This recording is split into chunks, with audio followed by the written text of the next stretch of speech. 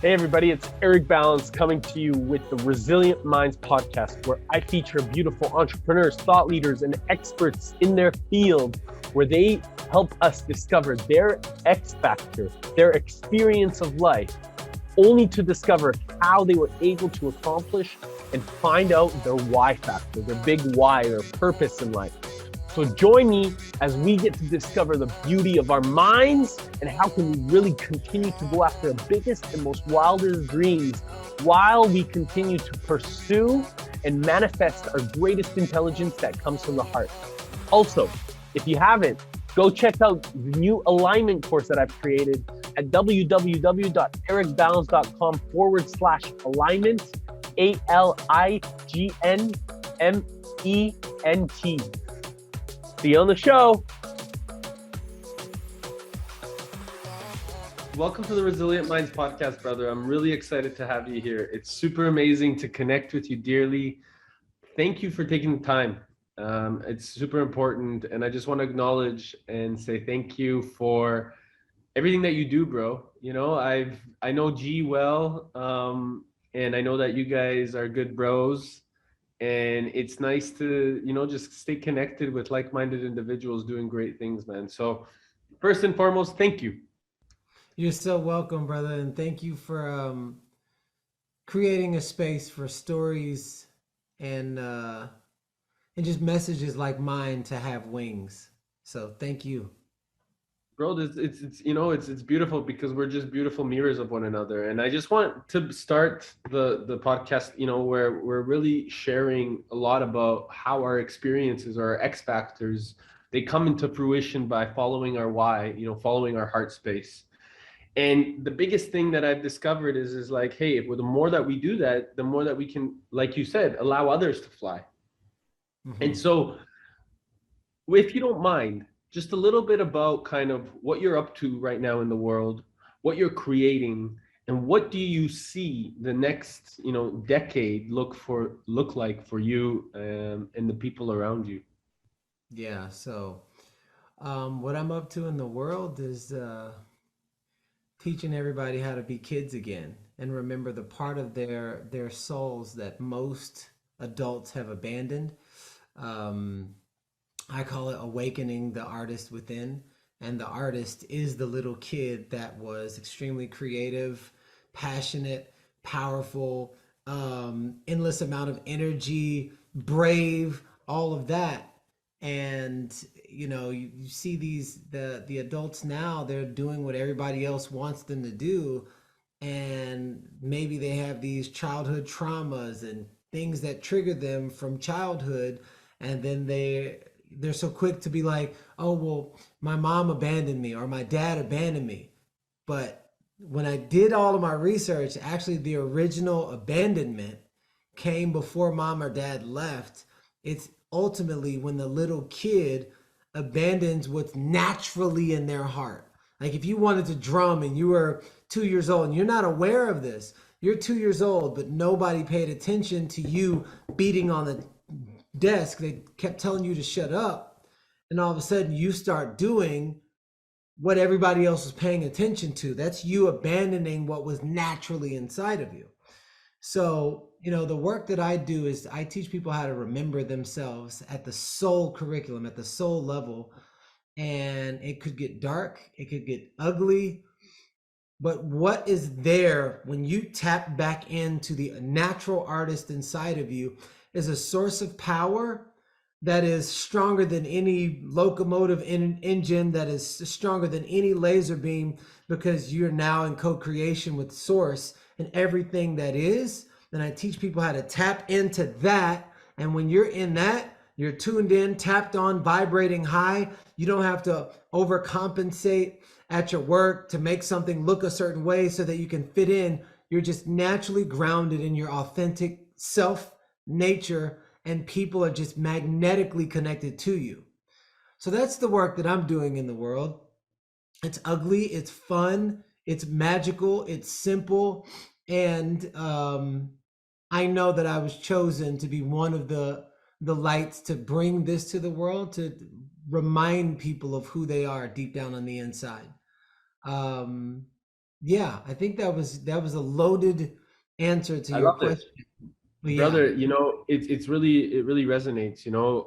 I've cultivated a very similar program called the Conscious Revival, Discovering the Artist Within, and this is something that is very near and dear to my heart. And so it's beautiful how the eternal mirror, right, the great mirror, is showing up in such a beautiful philosophy of saying, "Hey, how are we cultivating this? Our frequencies are matching, right? And we're being able to really connect at such a deeper level and saying, hey, our creator, the creator inside of us, is here to help you and I understand how much we're vibrating in the same frequency because we're doing such similar things.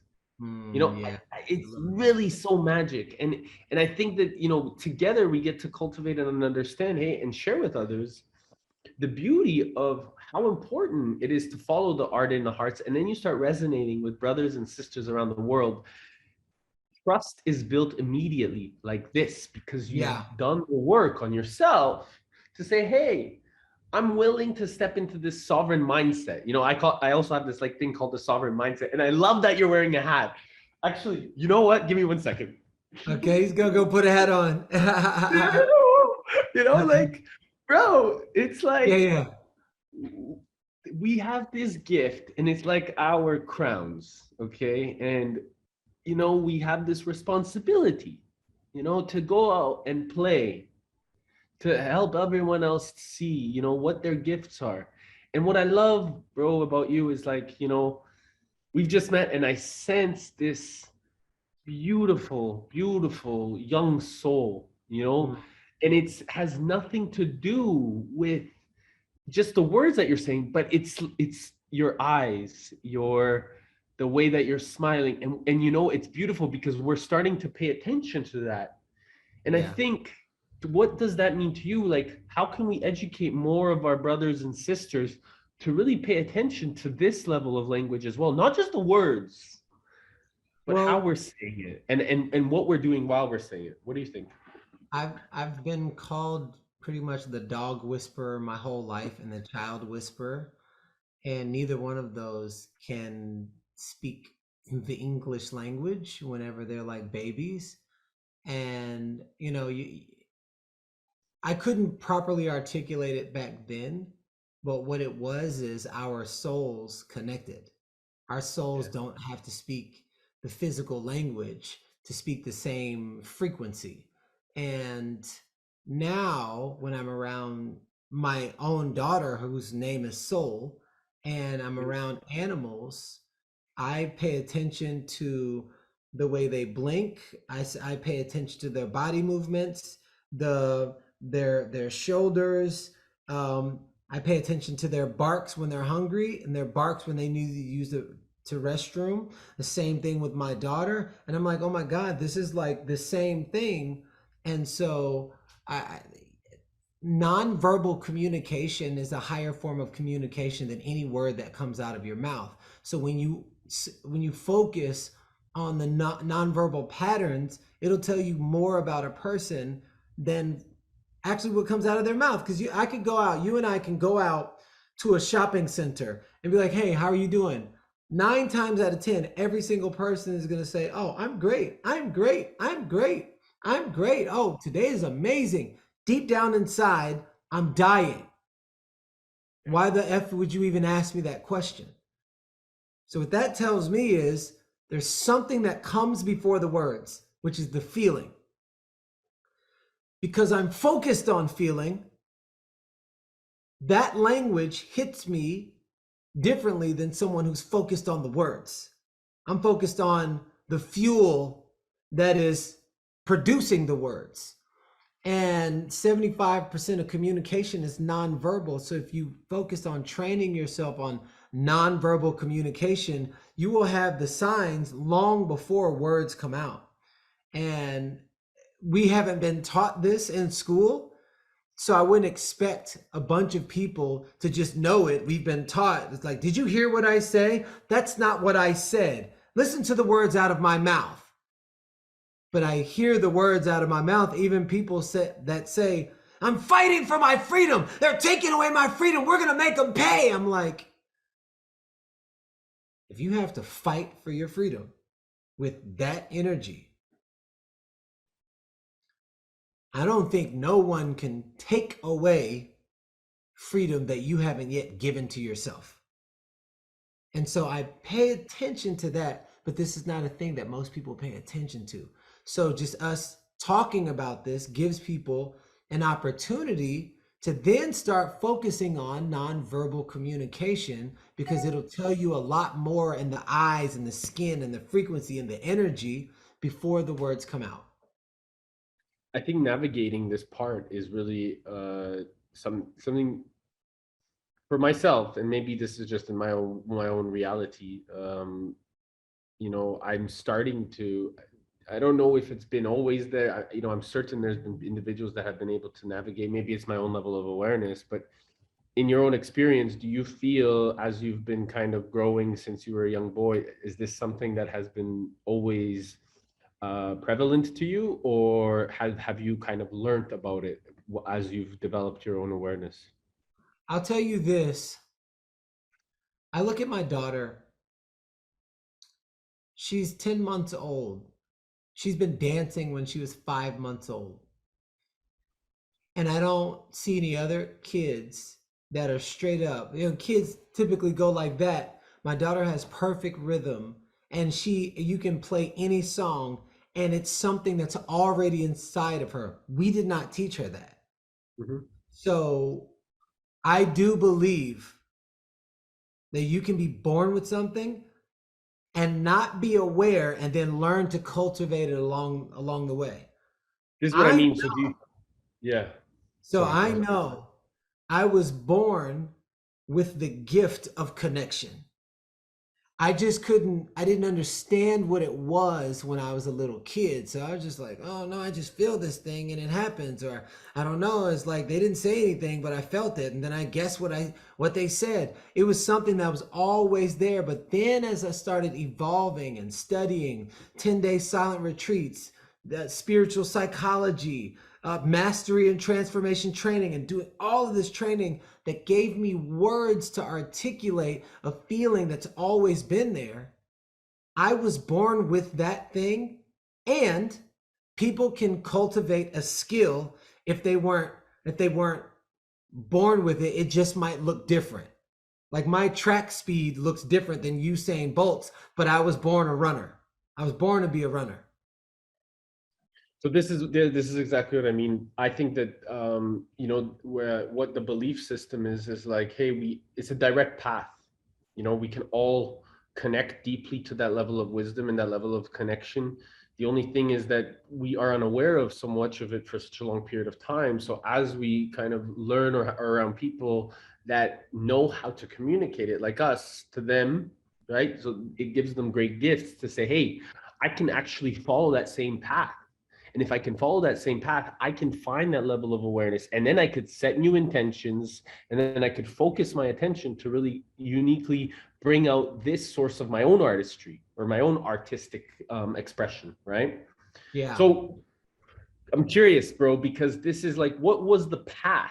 Because now, like, as you've known, or as you've learned to know, or as you've done, the work, what was the path for you? As like, was there a defining factor? Was there a defining moment that said, hey, I'm going deeper? Or was it just something that came to you? You know what I mean? So guide us through that a little bit, bro. With what in particular? The path from what? Because I've got 1,000 stories I can tell a Love it. thousand different ways. So the path, guide us on the path of your own discovery of self. I think Got that it, this is, clear. yeah. So, you can't see the picture while you're in the frame. So when I was in the frame of my life, in my past, going through struggles, trials, tribulations, complaining, holding resentment, holding hatred towards people, not knowing how to even tap into the abundance frequency to allow attraction at a high level. Before that happened, I mismanaged my energy, because energy can't be created nor destroyed. It can only be transferred. So without a lack of just because of a lack of awareness. I was chasing women all the time. I was breaking into houses. I was breaking into cars. I was doing a lot of things that was like detriment. It was a detriment to my soul and my spirit and the people around me. And I didn't know why my life was so hard. This was back in 2011. I was already living in my car for 2.5 years. I was a little bit over $200,000 in debt. My girlfriend had just broken up with me. My daughter had pretty much disowned me. I was an ex-convict. I'd spent 2.5 years in a French prison from 2002 to 2005, and I was just floating and existing in life with no like real purpose or chief aim going anywhere. And it was at 3:43 in the morning, November 2011. I remember the night before, someone had just broke into my car and stole my computer, and I'm just like, damn. I put scotch tape on my car, and I put a t-shirt, a purple t-shirt, and it was raining. And then that next night, I call it my moment of awakening. I just said, okay, I'm tired of fighting. I don't want to fight anymore. I want to be healthy. I want to be happy. I want to be surrounded by nothing but positive people. I just want to inspire people. And I want to make a bunch of money, but I want the money to represent something that I passionately believe in, that I would do for free. Just show me a sign. Show me a sign. Show me a sign. And a week later, I'm at the gas station with $2. And I lived in LA for 22 years. Gas at that time was $4.39. I couldn't even get a gallon. So $2 to my name. And a homeless guy walks up to me and asks me for money. And I said, you have more money than me, because he had a wad of cash. The homeless guy says, change your mindset, change your life, and walks away. So it was that moment, that defining moment. It wasn't about the words. It was the energy that was behind the words that hit my soul like a ton of bricks. And it made me think, change your mindset, change your life. So if I do different with the same circumstance, my life will change. Well, it's been almost 12 years, and I trained myself to do the opposite of everything that I would normally do in areas of my life where I wasn't happy.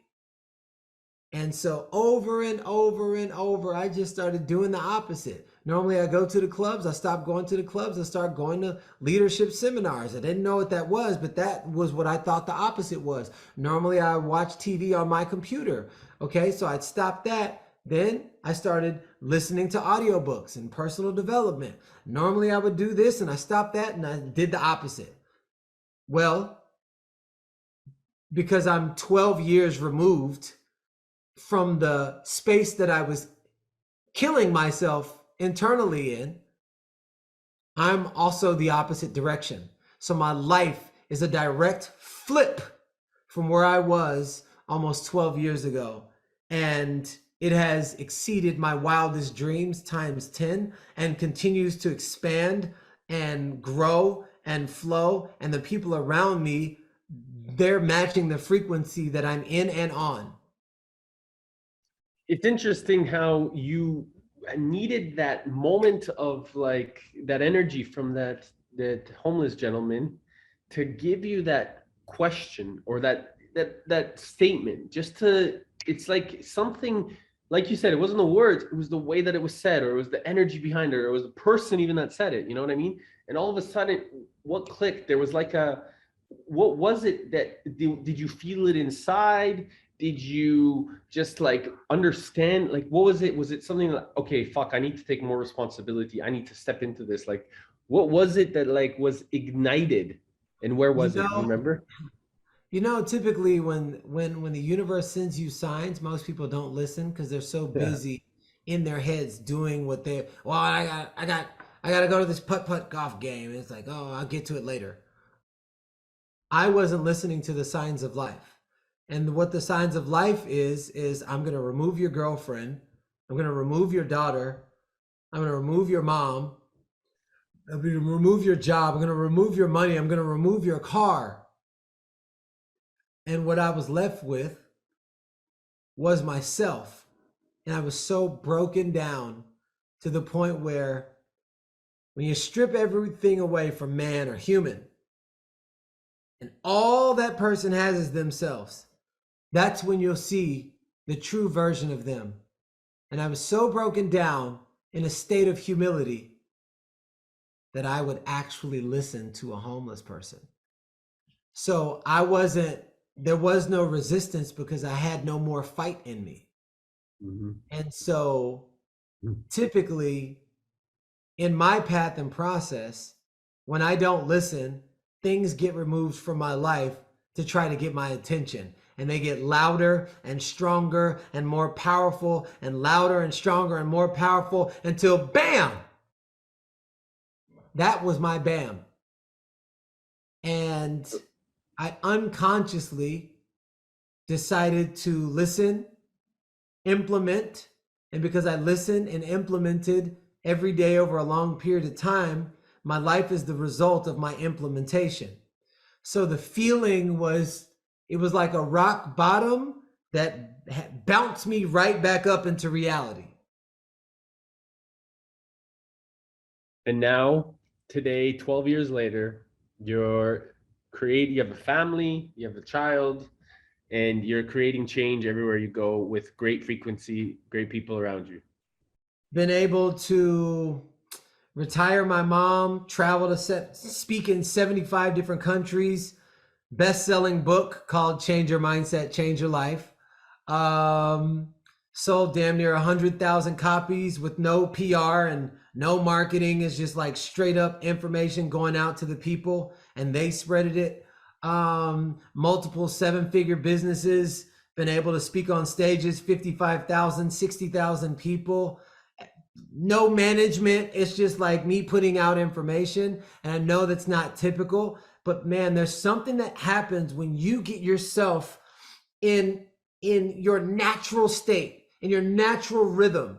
It's like you're harmonizing with nature, and anything that becomes a part of nature benefits from its resources, whether it be abundance, love, influence, impact. And those are the fruit that humans grow on the tree of life if they're planted and their roots are grounded in the ground and they know who they are, how they are, where they're going, and they are locked into their goal, just like that tree locked in and grounded in that space.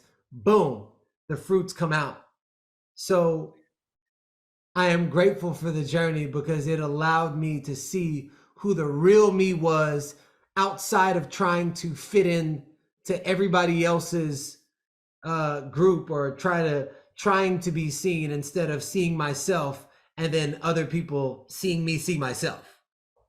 Yeah, I think this is huge. I think that a lot of individuals, and this is something as we grow up, as we're discovering ourselves, and we were told to suppress it. I don't know about you, but for me, I was told always like I have too much energy, or I'm too much, or all these like two. And I said, fuck that, like I don't care what this is about. Like and there were times when I was growing up, I believed it, but as I kind of peeled back the onion, the most important thing is like, hey, it's actually that too much. That is a like a reflection of the person saying it. It has nothing to do with me. Yeah. And so I think this is something that I think a lot of people, when they're discovering themselves and they're learning to look less people pleasing and more pleasing, like your inner heart, the child. What do you think? Yeah. It's the too much thing is you're right. I think what they don't have the awareness to say is it's too much for me. It's too much for me to handle because I'm not that, which oftentimes makes people feel insignificant, makes them remember how much they don't love themselves. And so they'll do everything in their power to put shade on something that has light. And I've dealt with that my entire life. Fortunately for me, I didn't listen. I was the hardhead. I was the person that didn't listen.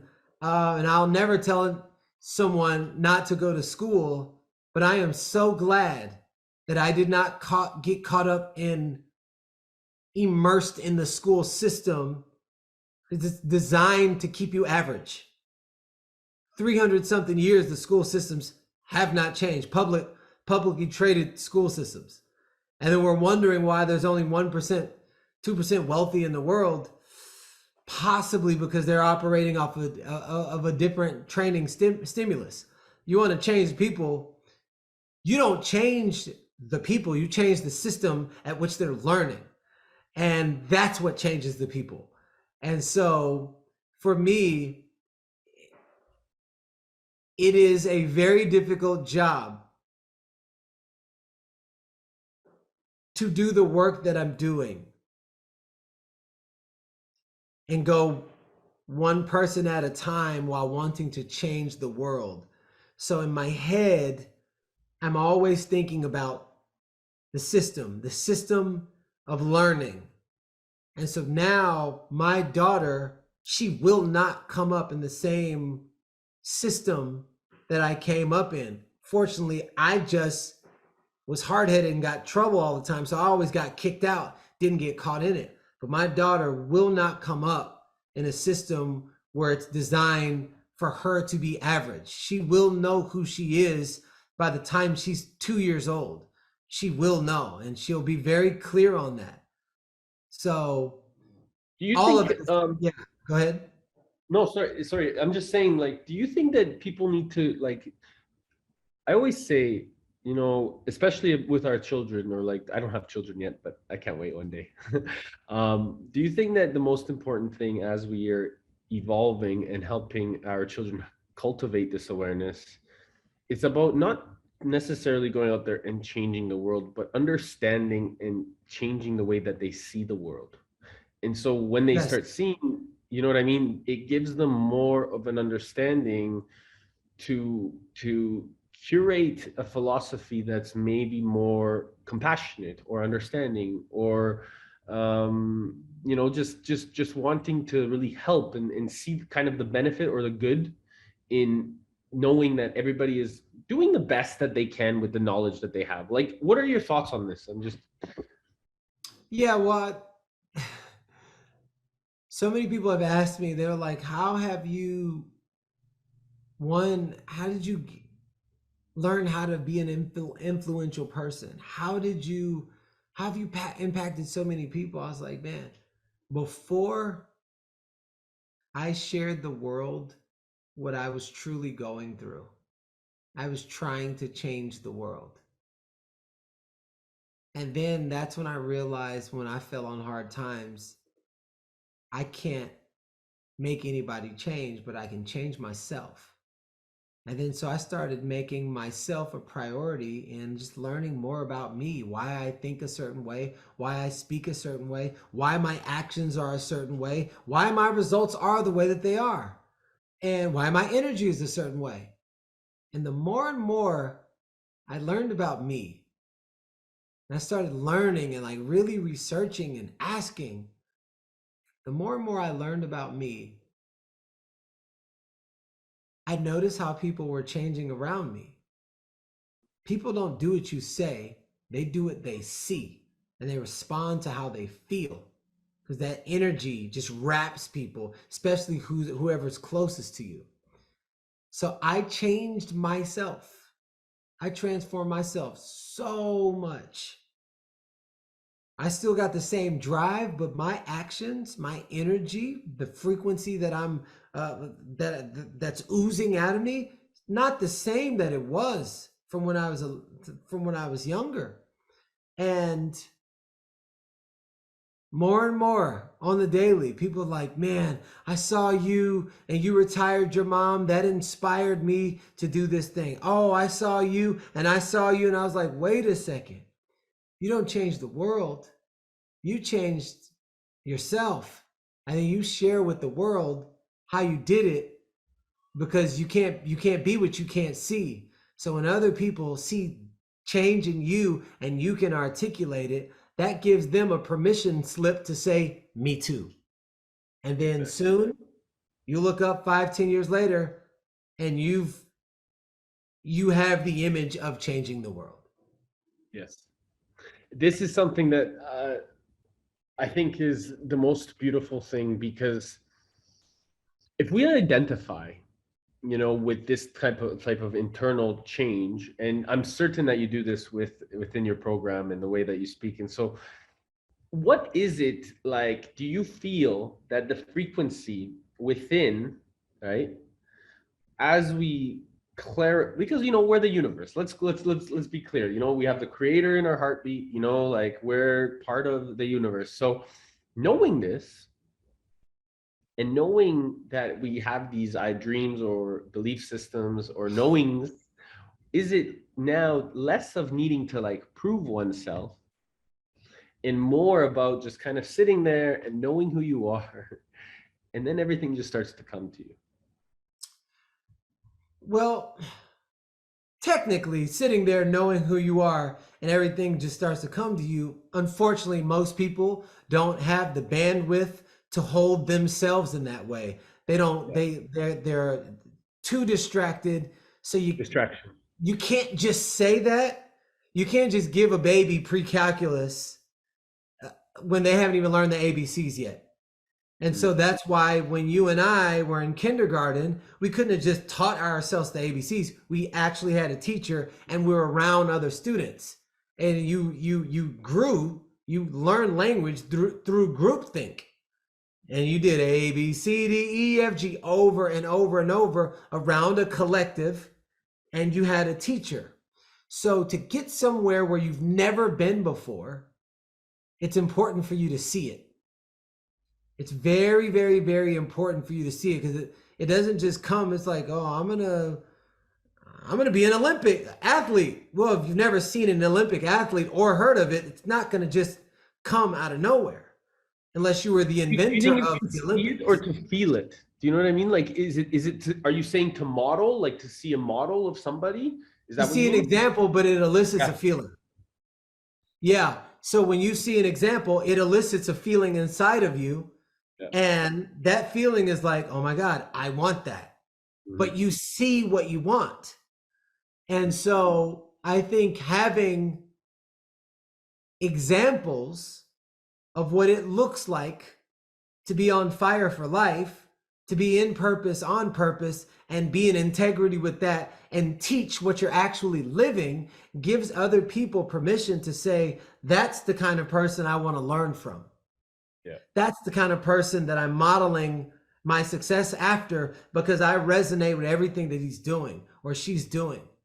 And just like Michael Jackson had Fred Astaire and James Brown, and he used to copy Fred Astaire's move and James Brown's move, but Michael Jackson was always Michael Jackson, but he modeled the beginning stages of his dancing, and then all of a sudden Michael Jackson emerged with a blend of everybody that he studied.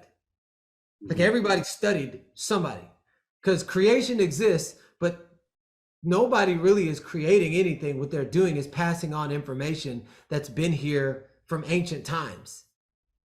And this is the mirror. This is the great mirror.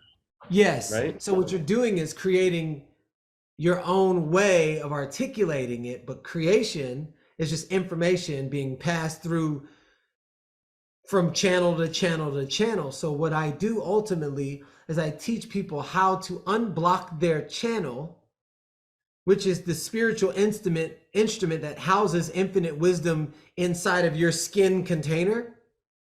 All the ideas, all the creativity. You've got 75 different great-grandparents, grandparents, and 400,000 people, your ancestors, had to die just for you to be here. You don't think their DNA is not encoded inside of every cell of your body? Well, maybe some of your thoughts aren't just your thoughts. Maybe the things that come out of nowhere, maybe that information is blocked because of your insecurities, because of alcohol, because of sex addiction, porn addiction, just like hatred, insecurities, all of those things, they block your channel. I teach people how to unblock their channel to allow the infinite wisdom to flow through, just like a water hose. You You put it in a knot and you turn it on full blast, little spigots of water. You undo the knot, and then flow is the essence of what happens with the water. So I teach people how to be open, to be receptors to the information, to ancient wisdom, to flow through their channel. I love it. And if somebody is listening right now and they're like, listen, guys, I have no idea what you guys are talking about when it comes to flowing in the channel, what would be a first step that they could take? Okay, here's the first step. From kindergarten all the way up until now, I want you to think of everyone that you right now have held resentment towards, everyone that you hate, everyone that you've done something negative to. You might come up with a list of 30 people. Oh, I slapped this girl on the butt when I was 5 years old, and she was so angry with me. Oh, I bullied this kid in second grade. He was so angry with me. I want you to think of everybody negative, everybody that you've ever done anything negative to, and everybody who's ever done anything negative to you.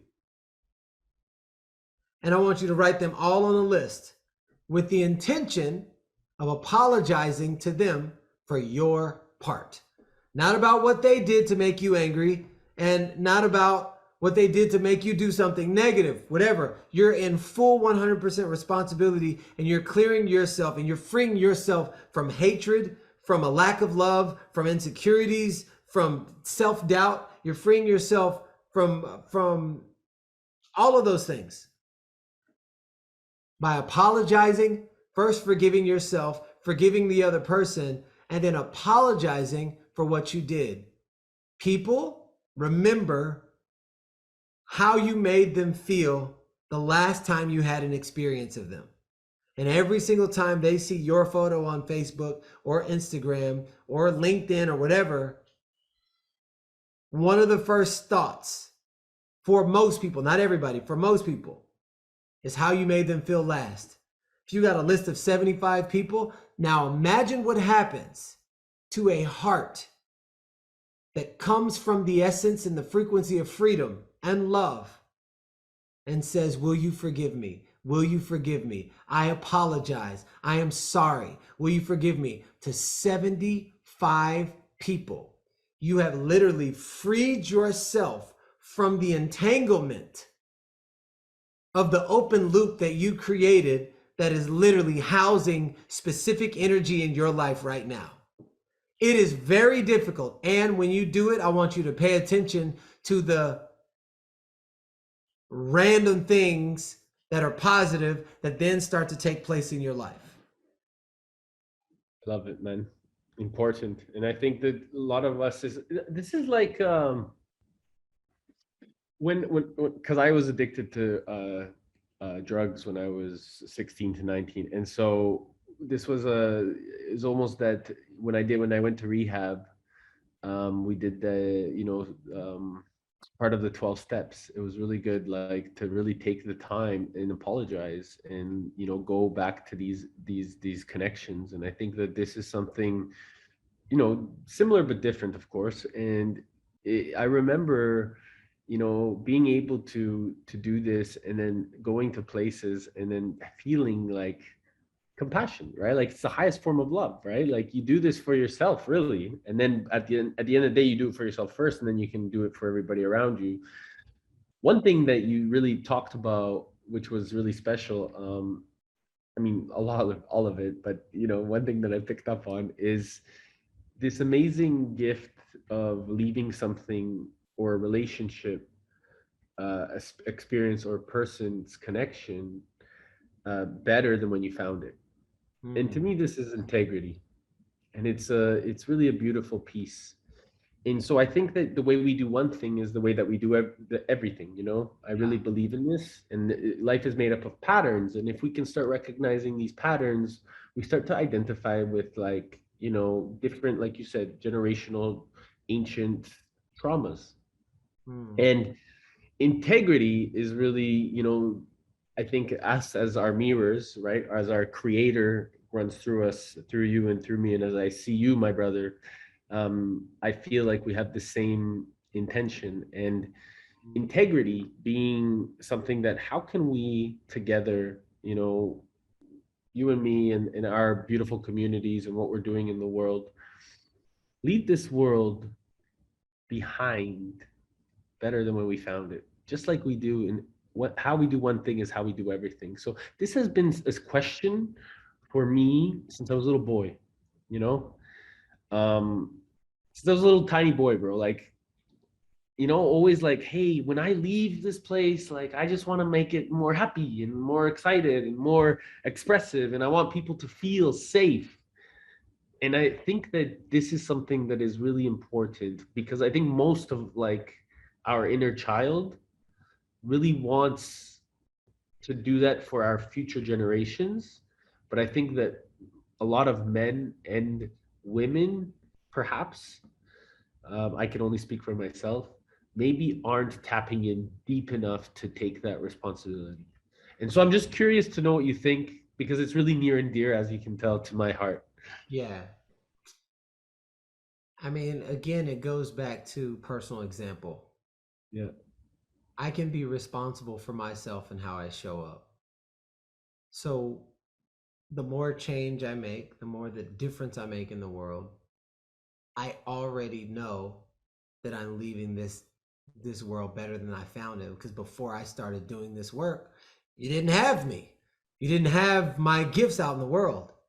So by me giving my gifts away and being a selfless servant and really honoring the true calling in my heart and living as my most truest and highest self, or at least attempting to, that in itself is enough to applaud yourself for leaving this world better than you found it. Because most people keep their gifts hidden, they don't use them. They're like, well, I've always wanted to write this book. I've always been a really good dancer because if something happened, they stopped dancing. And most people keep their gifts away. We weren't created to be keepers. We were created to be givers. That's why you can't hold water down that you just drank 30 minutes ago. You can't hold food down. Your tears are designed to come out. Throw up is designed to come out. Piss and poop, it's designed to come out. The secrets are designed to come out. Your creativity, your gifts are designed to come out. So every time you hold it in, that would be the exact same thing to your life, the physical evidence of your life, as if you held your breath and you didn't let it go. You would eventually die. And that's why a lot of people's life look like the cousins of death, is because they're holding on to their greatest asset, which is themselves at their truest. Mm. And if you let it go and if you give it out, you'll activate the forces of nature. Nature is giving and receiving. So by you giving it out, you leave yourself open for receiving. So that, you showing up, you sharing, you talking, you giving your gifts, you honoring who you really are, you're already in the act of leaving this world better than how you found it. Oh, brother. Love you, man. Really nice. Well, very beautifully said, man. I think that this is important, and anybody that's listening, really, like, we're guys here that we really want to express ourselves. This is something that we're here to offer to the world because we believe that the certainty comes from inside, and I think that certainty, we've for so long have been seeking, for generations outside of us, for the external world to give us some sort of safety, but safety comes within. And I think that, do you what I mean, I would love to know, when you come to a place and you walk into a room and you step in on stage, or you're ready to, like, this is an essence that you have achieved through building and always stepping into the uncomfort. Am I right? Yep.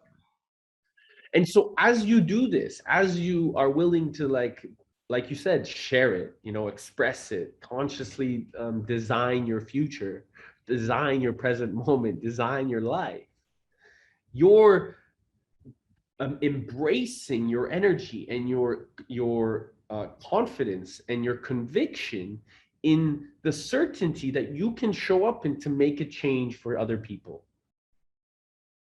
So if these artists that you're working with, or these individuals to discover themselves, the reason that it's there, right, is for them to really go into making it reality. And so to me, like, bro, your message is so resonant for me, because for the longest time, I love you, bro.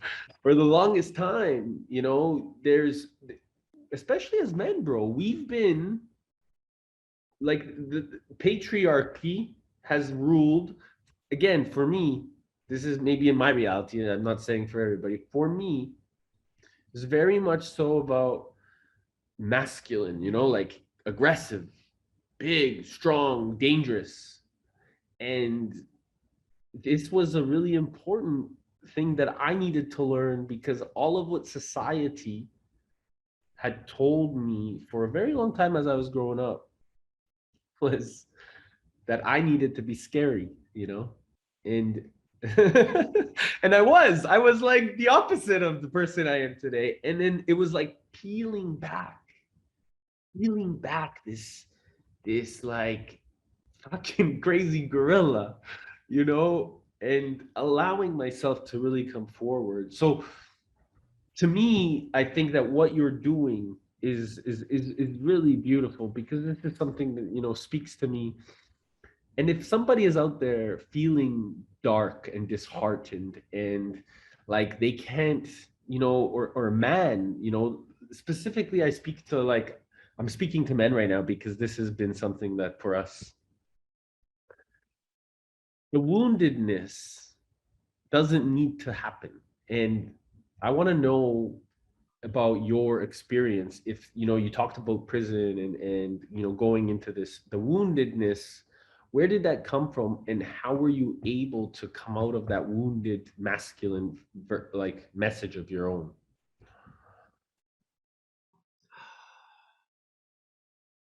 Where did it come from? It came from my dad and my brother. Yeah. Nobody modeled healthy masculine in my life. And it wasn't until I moved here to Austin 2 years ago that I saw a different version of a man. Every man in my eyes, the way I saw the world, was my dad and my brother. So I didn't like them. And when I came to Austin and hanging out with Preston Smiles and Stefano Sifandos and working out every day, and I mean every Wednesday, um, something started to shift, and my wife was like, keep hanging out with them. I said, why? She's like, because every time you come home, it's like you're like different. And what I realized was I was trying to have my wife meet all of the needs that someone else should have been meeting, and that's what was activating my tribal nature with my other fellas. And the more and more and more I hung out with other healthy masculine men, I was healing. And because I had a different example of a man to study from, now I started appreciating my dad and my brother, and I let go of whatever that was. And it's been a wild and crazy journey. And so now it's my version of a real man is someone who has control over their mind. That someone that can be as soft as a tulip and as hard as a lion, and you know your range. You're not afraid of your range. You can be dangerous and you can be loving, and you can switch it on and off anytime, and you're not triggered for it to go on and off. Mm-hmm. So when it comes time to protect, I am it's pretty crazy and it's pretty scary. And when it comes time for me to love and play and be a child and be in joy, it's like the world stops. And it's because I personally and intentionally explored my edges, and like, what's this like? Oh my God. And then now, just like puzzles, you got all the pieces out, then you can start to put them together. And so this is one of the big reasons why me, Preston, and Stephanos were the co-founders of Empowered Brotherhood. We created like the largest men's movement in Austin that's like taking the world by storm, because we realized that we all needed the very thing that we were teaching. And Beautiful. since we didn't have models leading that for us, the people who are spiritual, physical, got business sense, and the whole range of it, I was like, man, this is dope. I'm learning a lot. I'm putting lots of pieces together. So again, having examples, it shows you a direction that you can put your energy in. Ultimately, you're going to make the decision about who you're going to be and who you're going to follow. But then when you have those examples in front of your face damn near every day, it makes it easier for growth to happen, because people grow 10 times faster through groups than they do by themselves. Yeah. 100%, bro. And I think that this is why community is so important for the both of us, you know. Bro, so Brad blessed. I would love to know if for anybody that's listening, where's the best way to find out about, you know, the men's program, what you're up to, and where they can find you. Okay. So you can definitely find me on my website, GarrainJones.com. And you can also find me September 20th here in Austin. I am hosting a 4-hour experiential workshop called Manifest, where I'm teaching people in real time how to tune their channel, how to unclog their channel, and then also how to manifest at a high level, and the steps before and the steps after. That's September 20th. And then October 13th through the 16th, I'm hosting a retreat. It's one of the most powerful retreats in the country, and it's called Awaken the Artist Within, from the 13th through the 16th here in Austin. Super excited. So that's happening. And you can find me on my Instagram, GarrainJones.com, or in my book, Change Your Mindset, Change Your Life, which is on Amazon in Spanish and English. Beautiful, bro. And I'll make sure all those notes for anybody that I'll put them in the show notes. So, brother, last question before we go. Thank you. What would you do if you had 3 days left to live?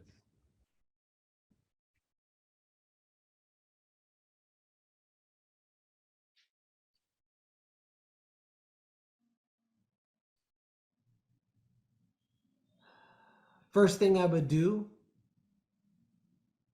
which is what I've already put in place, to make sure my family is set. Make sure my mom is set, my brother, like my first daughter who's about to be 21 in December, my daughter, my wife. I'm gonna make sure that all the things that need to be put in place are in place, so they're not running around like a chicken with their head cut off. So that would happen, but I've already done that, so I'll just say that. Okay. And then 2, what I'm doing now is like what I'll be like, I just do it at a 10 times higher rate, a rate that I knew that I couldn't keep up at, just because it's what I love to do. Right now, I lead my life from a place of sustaining over a long period of time. So I don't really have pop and drop things that pop and drop out of my life and I break down. I was like, oh my God, I'm so tired.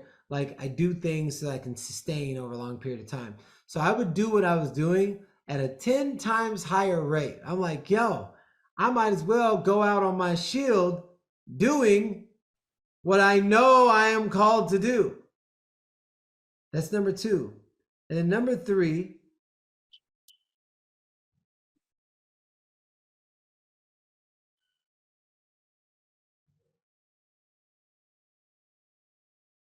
if I had the access, I would have TV. I would have TV and streaming access to the entire planet. And I would just share all the wisdom I've ever learned, in hopes that the world takes it on, which would keep me alive forever, because my legacy will live through the knowledge and wisdom. So those are the three things that I would do. I love it, brother. Thank you so much for all your time, all your love, all your brilliance, bro. Is there any last things that you want to share? No, not really. If you get through this whole thing and you have zero motivation for your life, or you're like, I don't know what to tell you, because I don't know how to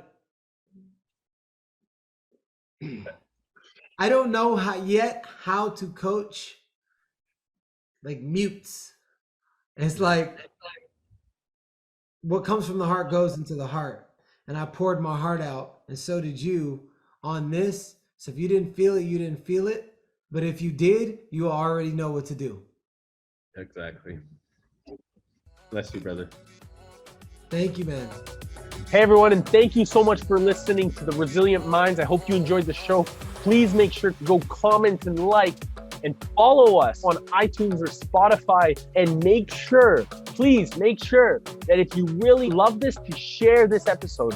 And make sure that you're inviting all your friends to like it as we continue to unfold what the beauty of our minds does. More importantly, how powerful our heart level of intelligence can be when we combine our heart and our brain together.